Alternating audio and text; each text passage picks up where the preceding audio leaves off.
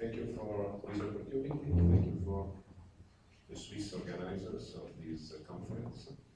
And thank you, Dr. Zimmerman, to have made my job easier, because you already introduced a lot of concepts about the factories of the future, public-private partnership.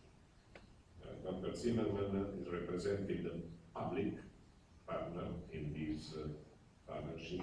I represent the private side of the partnership through the EFFRA association, that is an industry-led association representing, I would say, all manufacturing industry around Europe. And I'm happy to say that there is a perfect alignment in the thoughts and the thinking that the Commission, with Dr. Zimmerman's presentation, introduced.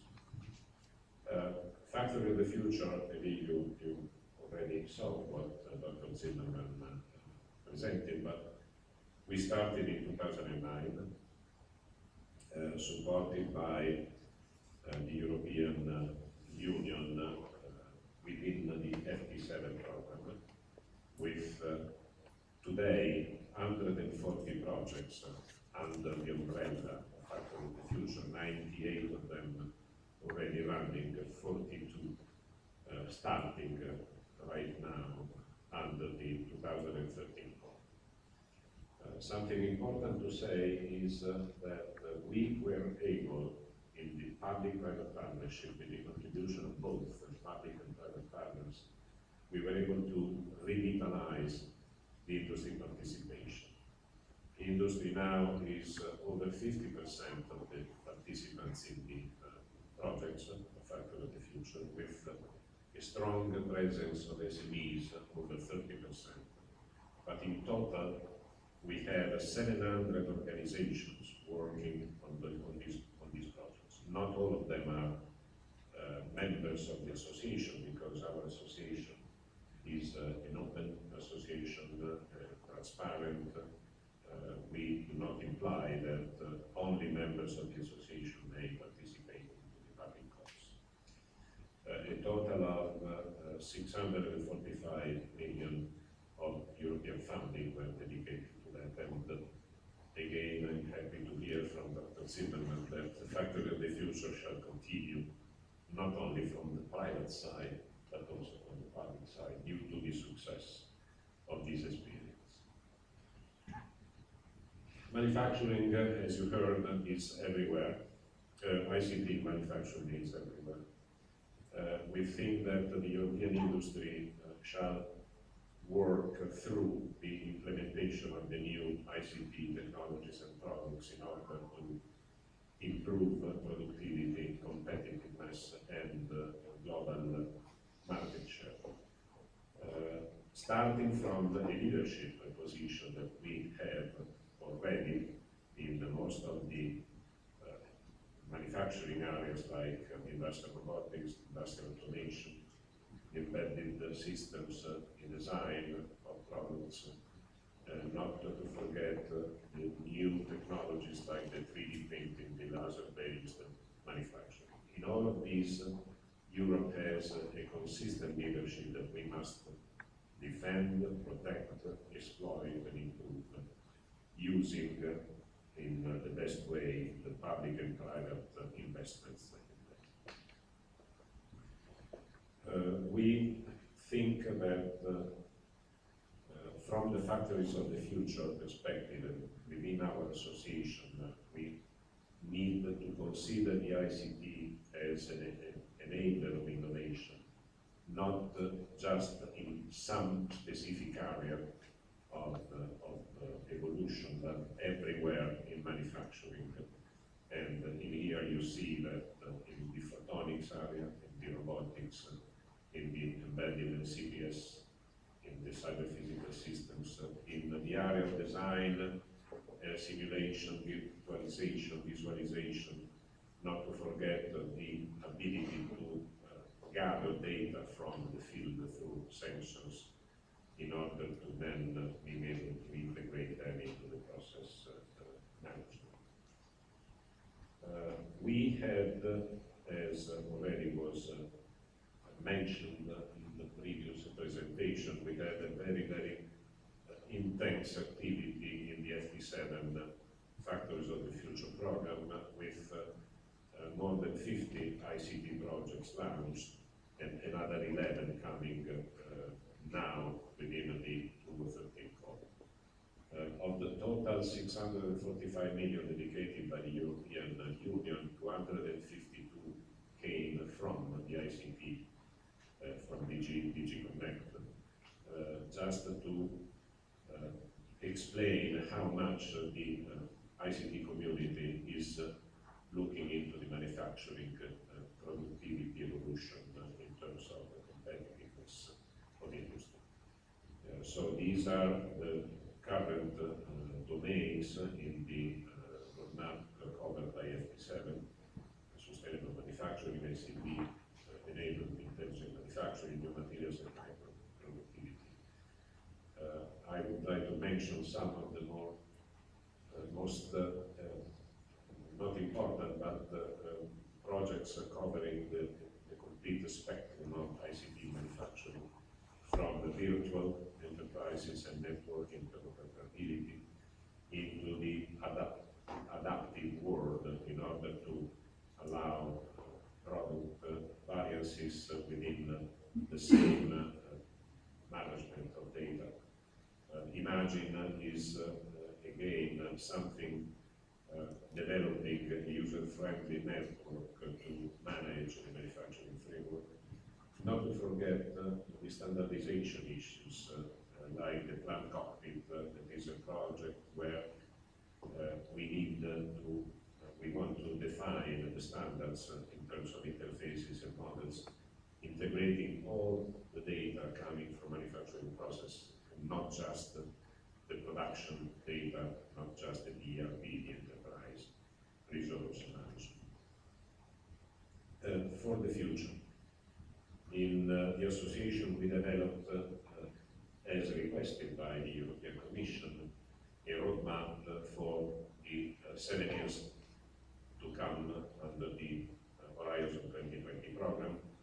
This roadmap has been developed through a very wide consultation, started more than 1.5 years ago, and we went through several consultations within our association, within our stakeholders, within a public consultation, in order to be sure that we would cover the complete spectrum of industry needs in terms of manufacturing technologies evolution.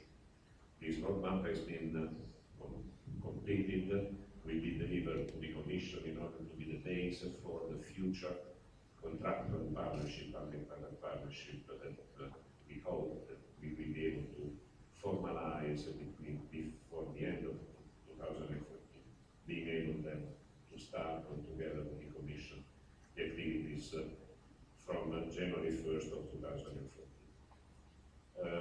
In this roadmap, we fully integrated another project results that was the Action Plan T projects that was launched by the ICT community within the Factories of the Future, considering the elements that you see there, from the manufacturing systems and processes being agile, adaptive, from the ability to look into the factory life cycle management in a seamless mode, considering the presence of customers, not only in the supply chain, but also of customers' influence into the product development and manufacturing processes implication. Not to forget the people, the human aspect of this, and of course the collaborative supply network that was also mentioned by them. I'm sure you know the picture of Action Plan T. This has been incorporated into full in our roadmap, from the factory lifecycle management to the people, to the customers in the loop, to the collaboration supply network, to the agile manufacturing, as we say. You already saw this, that is the overall synthesis of the Factories of the Future roadmap, looking into the challenges that the European Union is setting up as main political targets, manufacturing future products, the sustainability of economic, social, and environmental.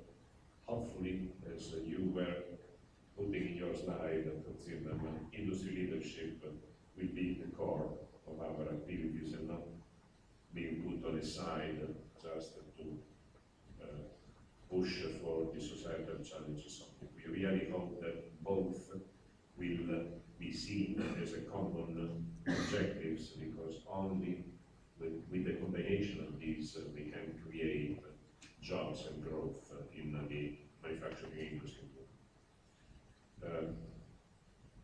The ICT in these domains and these priorities is everywhere. We do not have a specific area of the roadmap dedicated to ICT. We think ICT should be considered as a technology that in all areas, in all the 6 domains, will have some representation. So you see the advanced manufacturing processes, for example, looking into the novel supply chain and the management of the supply chain as well, into the adaptive and smart. By definition, this is the area where machinery, robotic, sensors should improve the manufacturing productivity. And then, of course, digital, collaborative and mobile enterprises, but not to forget that the human-centered manufacturing needs, in terms of data management, knowledge management, the learning, needs a lot of ICT tools and ICT support to improve our efficiency.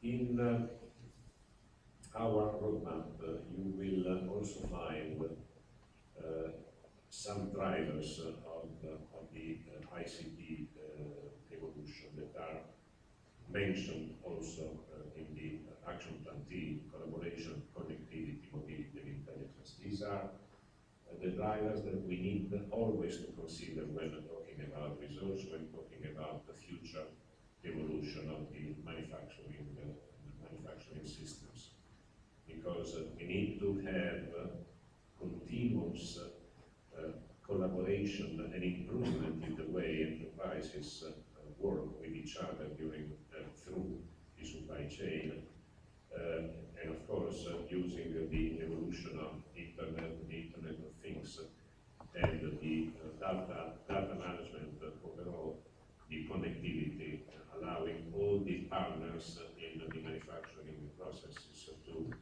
see each other, to talk with each other, and to be able to interact with each other.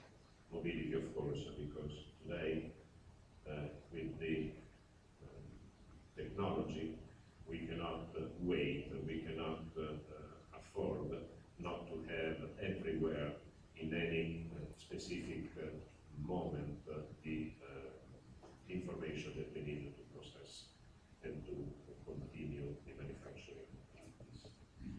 Of course, the intelligence, the knowledge management is another aspect of it. So this has been the overall preparatory work in order to enter into the Horizon 2020 with a good roadmap as a reference, looking into improving and changing also the way of doing business in the areas that you see there: the factory floor, the physical world, the data storage and information, the implementation of platforms, taking into consideration the high performance and the open services. Of course, all the tools that engineering community need in order to model, simulate, and make the right decisions, as well as the collaborative and decentralized application architectures and development of products and processes. This is a picture that was taken last Friday, because we had in Brussels the General Assembly of our association. The association counts on more than 130 members. Recently, another 19 joined, including the companies from Switzerland that joined the community represented by the University of Lausanne. These 6 day one partners and member of our association. it's important for me to say that the association includes industry in the complete spectrum of industry of manufacturing. We know that in Europe, manufacturing is represented mostly by small and medium enterprises. We have large enterprises, we have small and medium.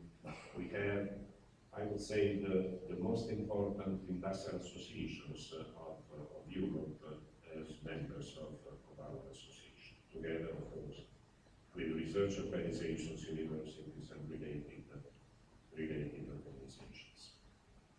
The association, as I said at the beginning, is representing the private side of the partnership. We define the research priorities in conjunction with the European Commission working into the ad hoc advisory group that was established in 2009 that will become a board, a partnership board in the future partnership. But our task is also promote, stimulate, disseminate information in order to move from the research into the innovation and help our community and stakeholders to commercialize and being ready to get the results from the marketability of those research results. In our association, we manage a lot of information.